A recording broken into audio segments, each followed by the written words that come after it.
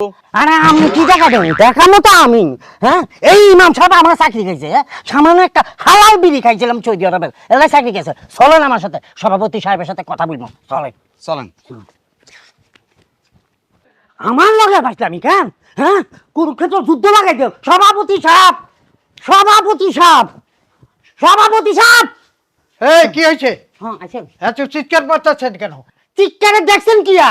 মাত্র তো সামান্য ট্রেলার দেখাইছে, এখনো ফাইনাল টেক দেখাইনো। কেন মারামারি করবেন নাকি? তৃতীয় বিশ্বযুদ্ধ লাগাই দিও, বুঝছেন নি আমি? কি হয়েছে কি বলেন? হ্যাঁ, আমি সামান্য সৌদি আরবের একটা হালাল বিড়ি খাইছি বলে আমার চাকরি গেছে গইয়া। আর আপনি কই ইমাম সাহেব যাতে আপনি নিয়োগ দিচ্ছেন, হেতে তো কি সুন্দর বয়ান করে জুম্মার নামাজের দিন। হ্যাঁ, আপনাদের ঘরের মা বোনদেরকে পর্দার মধ্যে রাখেন, শরীয়তের মধ্যে রাখেন। ওনার বউ যে, ওনার বউ কি করছে? কি করছে? ওনার বউ যে পর্দা ফাটাই টিকটক করতেছে, মাজা ডোলাই ডোলাই নাচে। দেখেন আপনি, দেখেন মাজা ডোলে না, রাস্তা ফিলা নাচবিল্লা। দেখছেন নি? দেখছেন? আর সেই ইমাম সাহেবকে আপনি মসজিদের ইমামতি করার দায়িত্ব দিচ্ছেন কেন?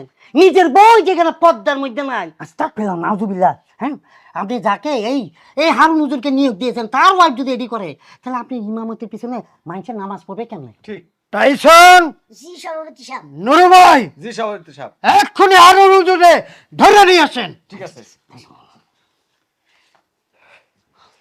ও ইমাম সাহেব, ইমাম সাহেব কে? বাইরে আহেন। আল্লাহ, একটু রেডি হলাম, ভাত খামো, হঠাৎ কে ডাক? ও, কি ব্যাপার নুরু ভাই আপনারা? আপনার সেক্রেটারি সাহেব যাইতে কইছি। আমি একটু খাওয়া দাওয়া করে নিই। খাওয়া দাওয়া বহুত সময় পাবেন, চলেন আগে। সময় পাবো মানে? এখন খাওয়ার সময় খাইয়ে নিই। এখন খাওয়ার সময় নেই, চলেন আগে কথা শুনি তারপরে আইন। আরে এটা কি? আরে এটা কি? আচ্ছা সভাপতি সাহেব, আপনি এরকম হুজুরের পিছনে কেমনে নামাজ পড়েন? হ্যাঁ, এরকম হুজুরের পিছনে নামাজ পড়লে তো নামাজ হবে না। একটা জিনিস বোঝার চেষ্টা করেন, যেসব হুজুরের ঘরের বউ নিজেই পর্দা আরে আস্তে আস্তে আস্তে। আসসালামু আলাইকুম সভাপতি সাহেব।